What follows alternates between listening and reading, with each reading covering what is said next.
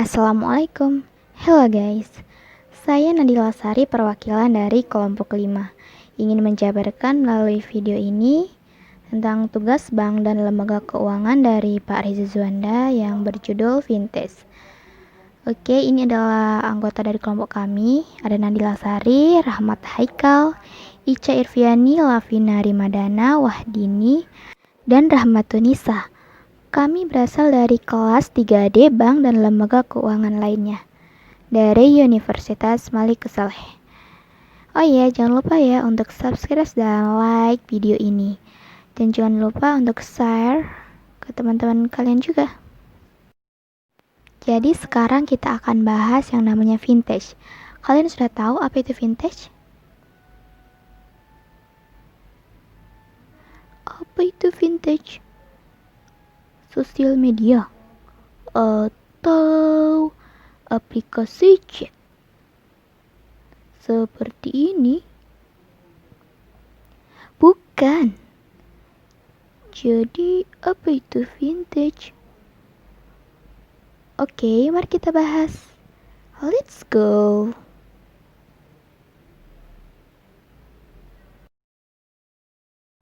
Jadi vintage itu berasal dari singkatan bahasa Inggris yang artinya financial technology. Oke, kita gambar dulu ya sketsanya. Ini sketsa bunga untuk cantik-cantik aja sih.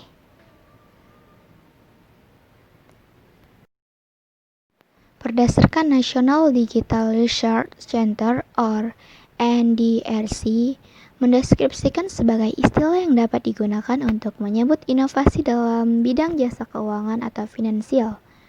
Sederhananya, fintech adalah jenis perusahaan di bidang jasa keuangan yang digabungkan dengan teknologi.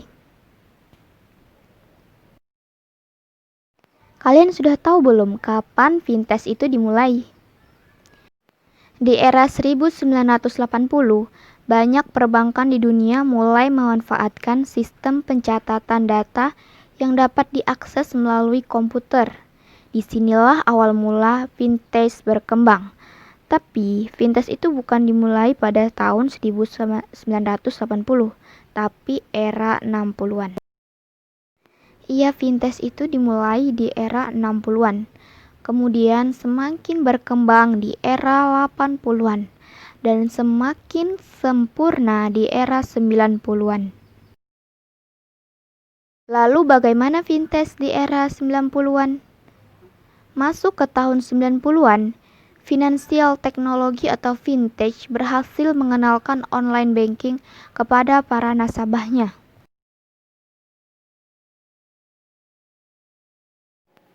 Ternyata perkembangan ini juga terus berlanjut, yang dari awalnya 7% saja pada tahun 2006 menjadi 78% pada tahun 2017.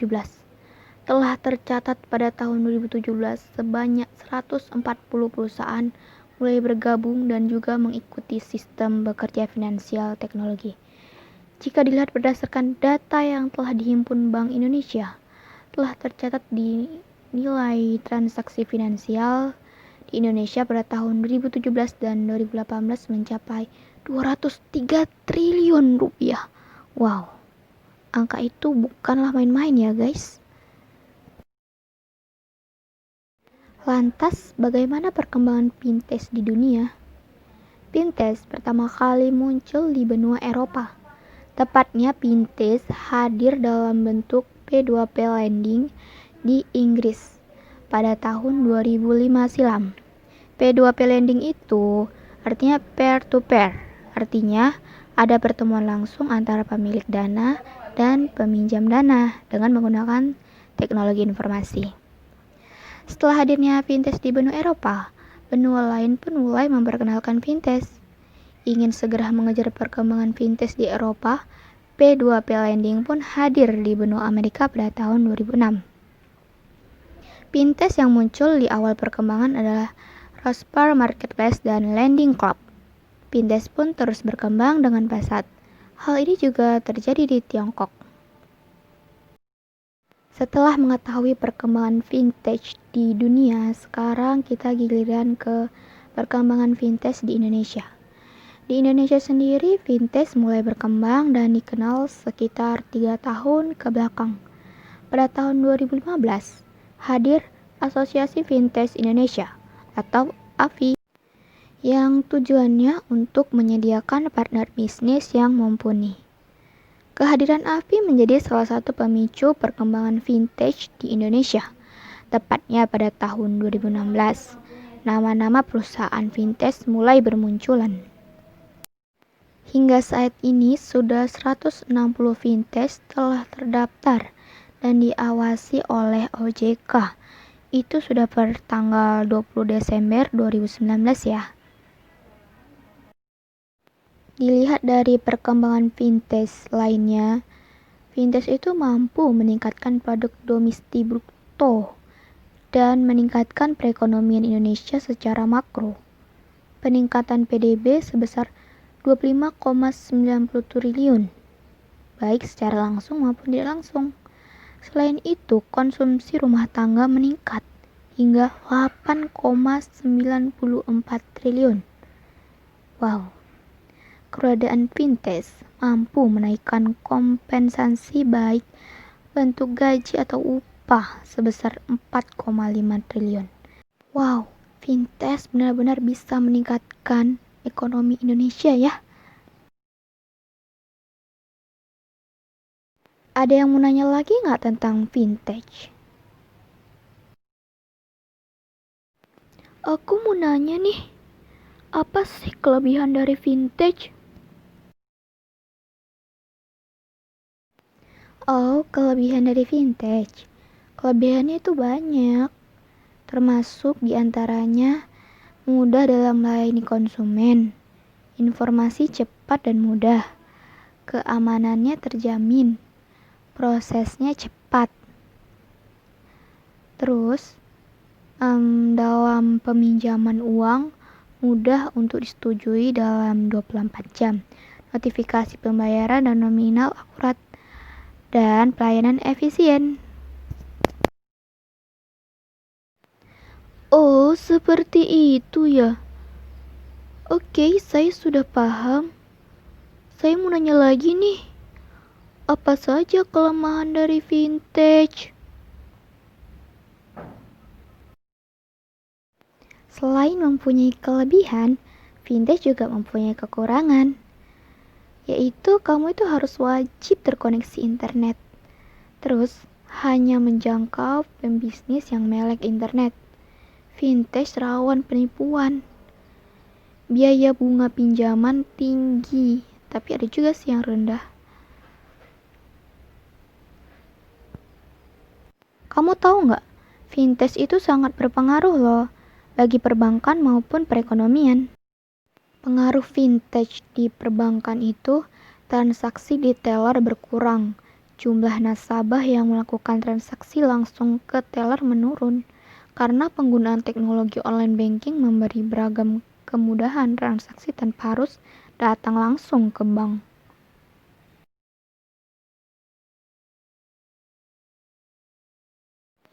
Terus pengaruhnya, akses 24 jam 7 hari seminggu. Transaksi perbankan secara online dapat dilakukan kapanpun dan dimanapun, tanpa harus terpaku pada waktu tertentu. Hal ini memudahkan nasabah untuk melakukan sejumlah transaksi perbankan pada akhir pekan saat bank tutup. Sehingga bank tidak perlu memberikan tugas lembur pada karyawannya. Tentang soal pencurian, tindak pencurian data nasabah bank meningkat. Informasi nasabah banyak tersimpan dalam database perbankan online, memicu aksi pencurian identitas oleh para predator internet dengan teknik yang disebut phishing. Untuk mencegah hal itu, bank wajib meningkatkan fitur keamanan. Jadi, fintech itu punya keamanan tersendiri ya. Pada integrasi keuangan, itu perkembangan aktivitas online banking itu menarik lembaga luar negeri industri perbankan loh, seperti pinjaman online. Iya, seperti itu.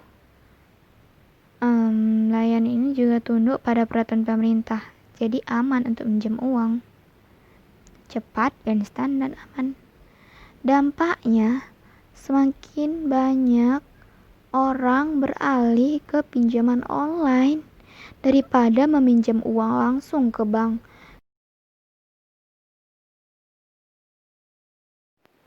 Lalu apa sih pengaruh fintech bagi pertumbuhan ekonomi? Fintech membantu perkembangan perusahaan startup baru. Banyak perusahaan startup baru yang menciptakan produk inovasi di bidang fintech. Contohnya itu apa?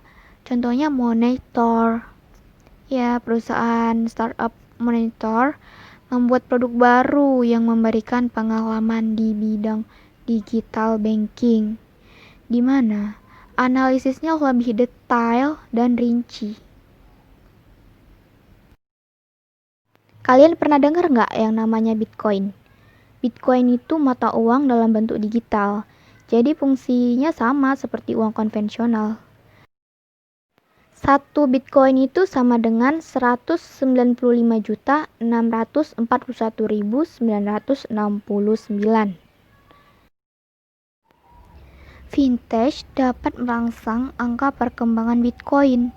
Dampak positif dari berkembangnya fintech adalah aplikasi Bitcoin di dunia finansial yang juga ikut berkembang.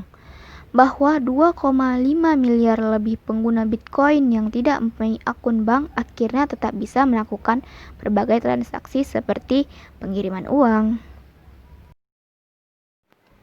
Apalagi kelebihan dari fintech? Fintech dapat melakukan pembayaran digital agar lebih efisien dan ekonomis, yang menjadi sektor paling berkembang di Indonesia. Sektor ini diharapkan pemerintah dan masyarakat untuk mendorong peningkatan jumlah masyarakat yang memiliki akses keuangan. Fintech mempermudah melakukan transaksi menggunakan elektronik seperti kartu kredit dan transfer dana.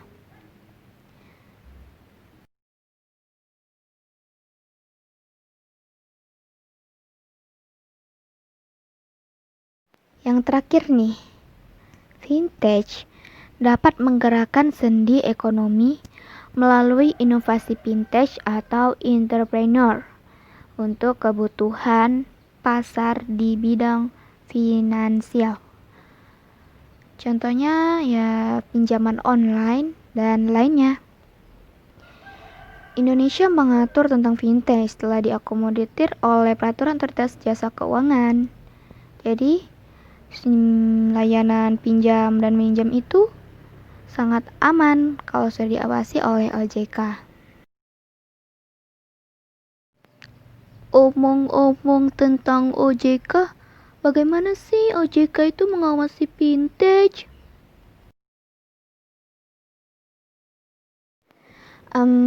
Apa kamu ingin tahu bagaimana OJK mengawasi fintech? Oke, baiklah. Akan aku jelaskan sekarang.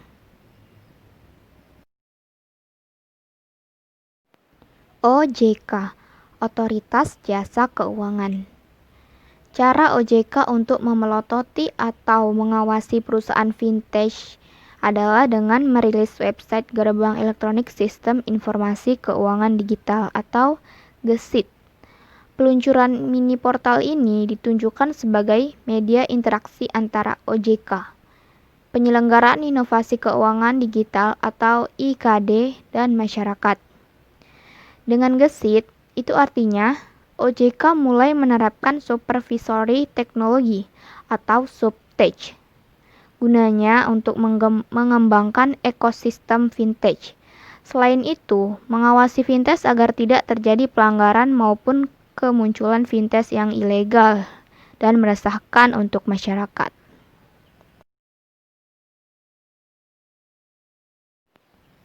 SupTech Group, ini adalah logonya ya. GESIT merupakan bentuk awal dari pengembangan SupTech untuk IKD.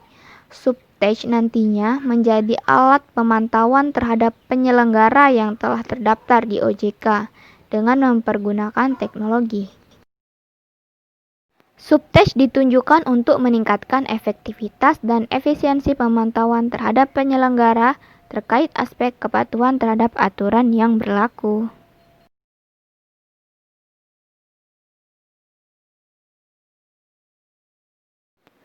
Apa saja contoh vintage yang legal di Indonesia? Banyak vintage yang legal di Indonesia. Sampai sekarang, 20 Desember 2019, totalnya ada 164 perusahaan vintage yang sudah terdaftar di OJK. Contoh vintage diantaranya yaitu Danamas, PT Pasar Dana Pinjaman. Ini logonya sudah terkenal ya. Danamas memberikan pinjaman mulai dari 500.000 hingga terbesar saat ini sekitar 200 juta dengan tenor pinjaman mulai dari 7 hari sampai 12 bulan. Bunga efektifnya 26,2% per tahun untuk peminjam. Yang kedua Amarta, PT Amarta Micro Vintage. Ini logonya. Bunga yang ditawarkan Amarta itu 10-12% per tahun. Sedangkan kepada pemberi pinjaman atau lender, ia menjanjikan hasil 15% per tahun serta cash flow mingguan. Yang ketiga ini ada Investri, PT Investri Radika Jaya dan ini logonya. Investri juga memiliki produk berupa pinjaman fasilitas untuk karyawan. Bunga pinjaman ini berkisar antara 20% sampai 55% per tahun. Hal tersebut juga ditentukan dari hasil sistem kredit scoring Investri. Terus yang keempat ada Akseleran, PT Akseleran Keuangan Inklusif. Ini logonya Akseleran. Akseleran ini menawarkan suku bunga pinjaman yang kompetitif, mulai dari 6,48,17% bunga flat atau setara dengan 11,75 sampai 30% bunga efektif. Tenornya mulai dari 1 hingga 24 bulan. Yang kelima ada Modalku, PT Mitra Usaha Indonesia Group dan ini adalah logonya.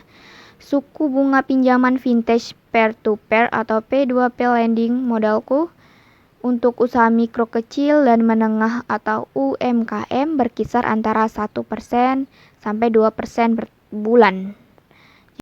Dan yang keenam ada Crowdo dari PT Pediator Komunitas Indonesia. Para investor bisa mendapatkan bunga efektif sebesar 21% per tahun. Crowdo sebagai perantara yang mempertemukan lender dan browser mendapatkan fee atau imbalan sebesar 2 hingga 4% yang ditarik dari browser.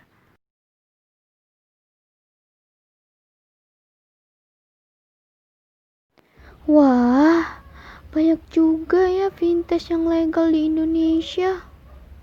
Kalau contoh vintage yang ilegal, apa saja ya?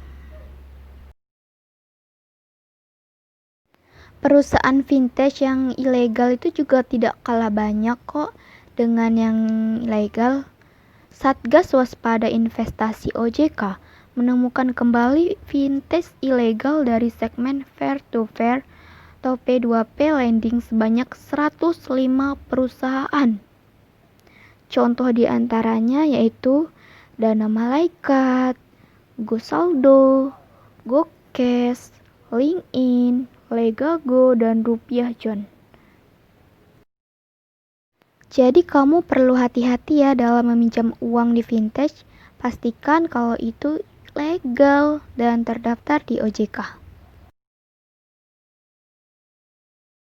Apa sih dampak COVID-19 pada vintage? Nggak mungkin kan vintage itu tidak terkena dampaknya juga? Oke, vintage itu dampaknya berupa penurunan jumlah pengguna di beberapa model bisnis vintage, penurunan penjualan untuk beberapa model bisnis.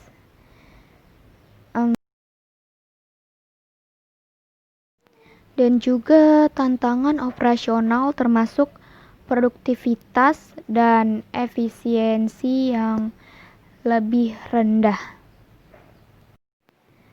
Oke, kita akan ilustrasi tentang dampak vintage yaitu pinjaman macet ya. Vintage mencatatkan perlambatan penyaluran pinjaman sejak pandemi COVID-19 yang menghantam Indonesia. Ini menyebabkan terjadinya debt. Debt itu adalah hutang. terganggunya pendapatan masyarakat yang mengakibatkan turunnya penyaluran dana dan naiknya pinjaman macet. Selain itu, dampak yang lain adalah kesulitan dalam melakukan penghimpunan dana atau fundraising dan penundaan ekspansi. Jadi itulah dampak dari COVID-19 kepada vintage. Bagaimana? Apa kamu sudah mengerti? Wah, terima kasih banyak atas ilmunya. Saya sudah mengerti sekarang. Oke, sama-sama. Oke, sampai di sini saja video dari kami kelompok 5. Mudah-mudahan kalian mengerti dan paham ya. Saya mengucapkan terima kasih karena kalian sudah menonton video ini. Mohon maaf jika ada kata-kata saya yang salah dalam menjabarkan video ini. Saya akhiri dengan Assalamualaikum warahmatullahi wabarakatuh.